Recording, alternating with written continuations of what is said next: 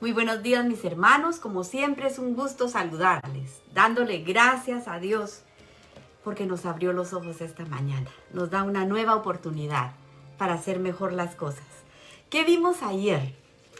Fíjese que terminamos el capítulo 13 y vamos a repasar un poquito de lo que hablamos para que podamos encontrar aplicaciones para nuestra vida.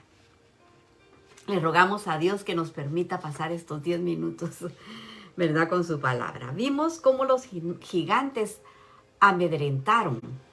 Fíjese. Permítame un segundo.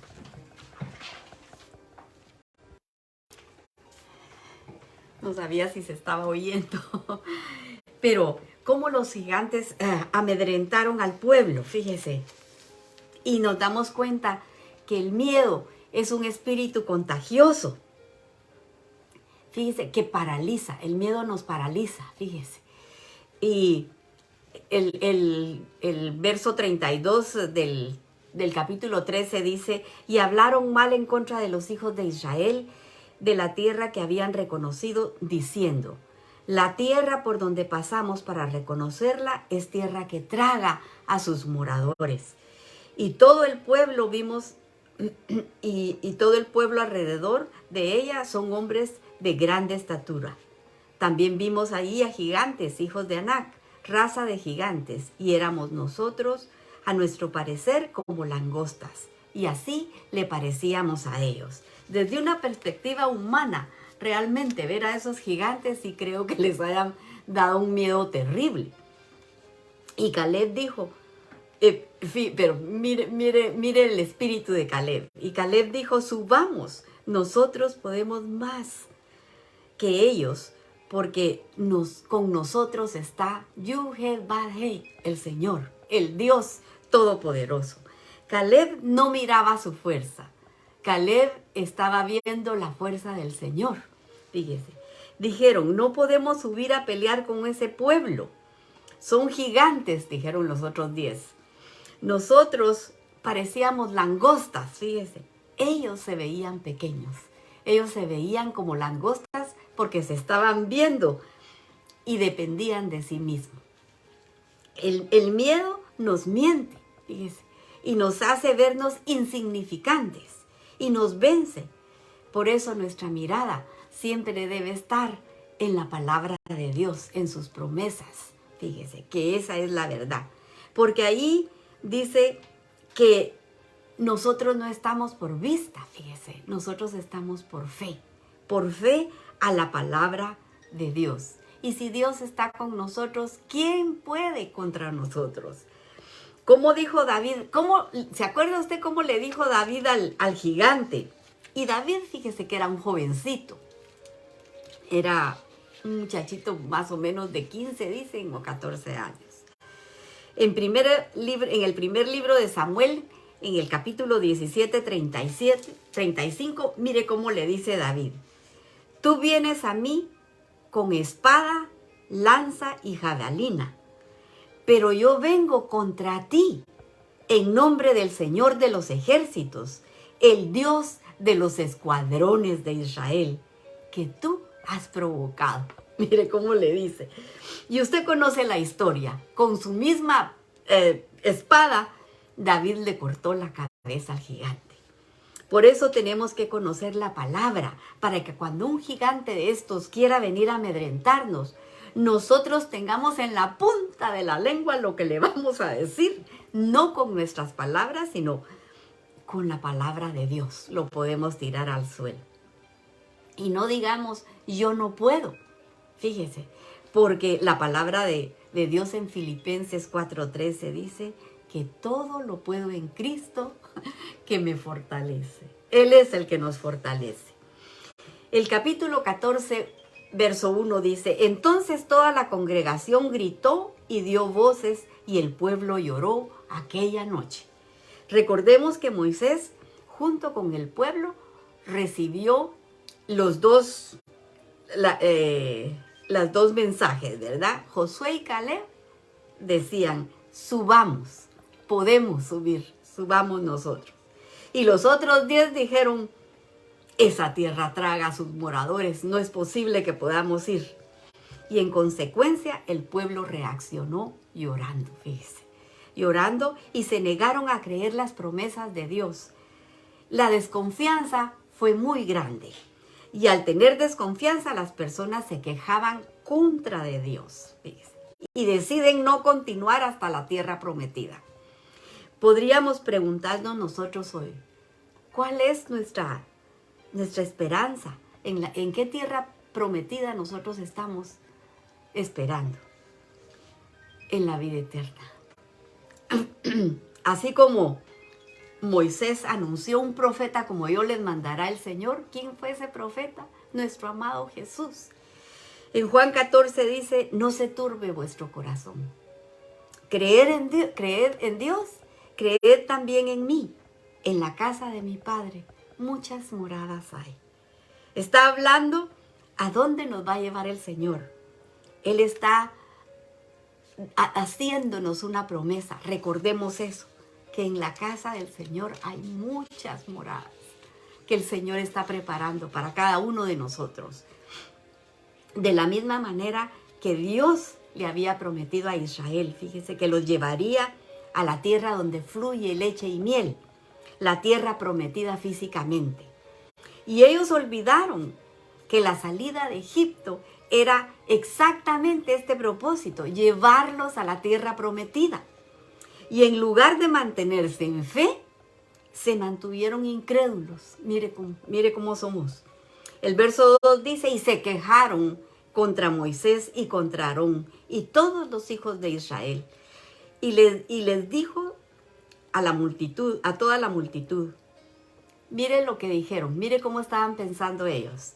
Ojalá hubiésemos muerto en la tierra de Egipto o en este desierto. Ojalá muriéramos. Esta queja fue una queja no contra Moisés, fue directamente contra el Señor. Y eso equivale a que ellos preferían morir en esclavitud, fíjese, ahí en Egipto, porque ellos eran esclavos en Egipto.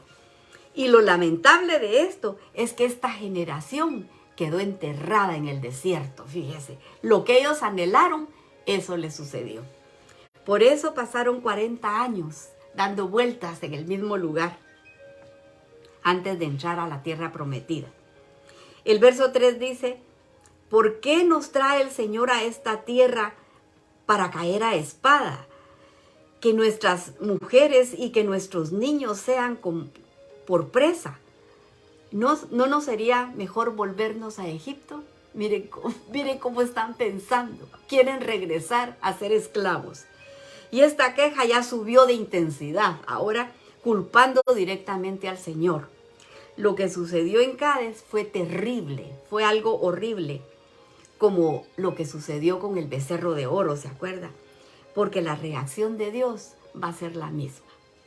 Y claro que es bueno decirle al Señor de nuestros miedos y decirle de nuestros problemas y ponerlo a Él, ¿verdad? A que nos ayude. Pero lo que no es bueno es hacerlo a Él responsable. Aquí están culpando a Dios directamente. Las pruebas son buenas, fíjese, porque nos fortalecen. Y fortalecen nuestra fe, fíjese. No, las pruebas no son para destruirnos, fíjese, sino que son para fortalecernos. Ellos llegaron a una rebelión extrema en estos momentos porque lo hacían responsable directamente al Señor de algo que ni siquiera estaba pasando, fíjese. Ellos estaban suponiendo lo peor. Podemos imaginar el dolor del Señor, el dolor que Él tenía de escuchar esta manifestación de ingratitud. En lugar de estar agradecidos con Él, mire la ingratitud. Estaban prefiriendo la esclavitud en lugar de la libertad. Su mente no fue transformada. Su mente todavía estaba como mente de esclavos. El verso 4 dice, y decían el uno al otro, designémonos un capitán y volvámonos a Egipto. Mire el grado al que llegaron de rebelión. El pueblo se manifestó en contra del Señor directamente. Incluso querían derrocar a Moisés y Aarón. Y para su vergüenza, mire la actitud de estos varones.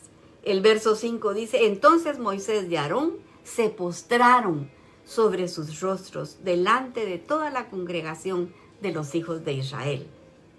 La enseñanza en este pasaje es que las cosas que valen la pena no son fáciles de alcanzar. Fíjese. Y solamente son posibles de alcanzar cuando tenemos un espíritu y una actitud correcta. El 6 dice, y Josué, hijo de Nun, y Caleb, hijo de Jefone, que eran de los que habían reconocido la tierra, rompieron sus vestidos, fíjese, y hablaron a toda la congregación de los hijos de Israel, diciendo, la tierra donde pasamos para reconocerla es tierra en gran manera buena. Fíjese, Moisés y Aarón no se molestaron en hablar con el pueblo. Ellos se postraron, se tiraron a tierra para rogarle al Señor y rogarle por un milagro, fíjese, porque ellos ya querían apedrearlos, y ese milagro era pidiendo que preservara a la nación de Israel. Moisés y Aarón conocían el carácter de Dios, su justicia, y también que es terrible caer en manos de un Dios vivo, dice la palabra. Se postraron y comenzaron a clamar, porque ellos sí eran conscientes de que esta situación era algo grave, y el pueblo, inconsciente de esto, estaba a punto de ser exterminado. Josué y Caleb se rasgaron sus vestidos en señal de duelo, fíjese, por el dolor que tenían en su corazón, porque ellos sabían que estaban a punto, ellos ya sabían que era lo que Dios iba a hacer en ese momento. El 8 dice, si Yahweh se agradare de nosotros, Él nos llevará a la tierra y nos entregará la tierra que fluye leche y miel. El 9 dice, por tanto, no seáis rebeldes contra Yuhet-Bajei, ni temáis al pueblo de esta tierra, porque nosotros los comeremos como pan. Su amparo se ha apartado de ellos, y con nosotros está nuestro Dios, Yuhet-Bajei. Mire cómo hablan estos hombres, estos guerreros. La visión de Josué y Caleb era sobrenatural. Es lo que nos puede pasar, es lo que Dios nos puede dar a nosotros cuando creemos y confiamos en su palabra.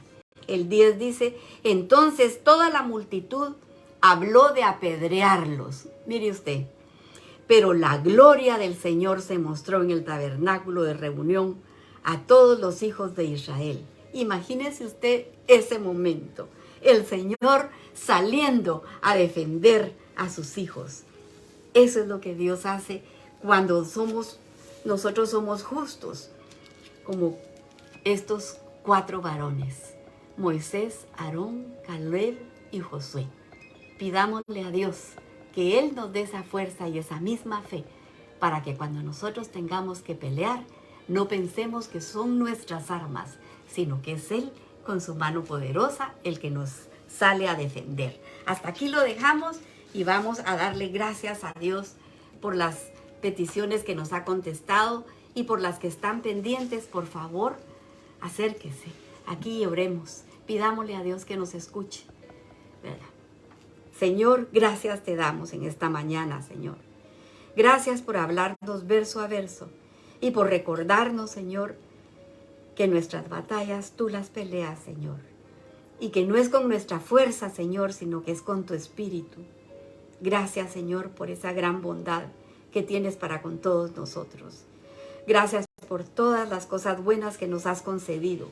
Gracias por estar cerca de nosotros, Padre, todo el tiempo. Nos acercamos a ti para pedirte misericordia por estas personas que necesitan sanidad. Y te estamos rogando, Señor, por esta niñita que va a ser operada el 27 de marzo. Fernanda Elizabeth se llama. Para que tú estés en las manos de ese médico y que la operación sea un éxito. También, Señor, te estamos pidiendo por David. Regresó a su casa, Señor. Salió del hospital porque tenía neumonía, Padre Santísimo, pero no ha aumentado ni 1 libra. Es un hombre muy grande y solamente pesa 145 libras. Por favor, Señor, ayúdalo a que pueda ganar peso. Te pido que veas con misericordia a estas personas que están sufriendo, Señor, por el cáncer.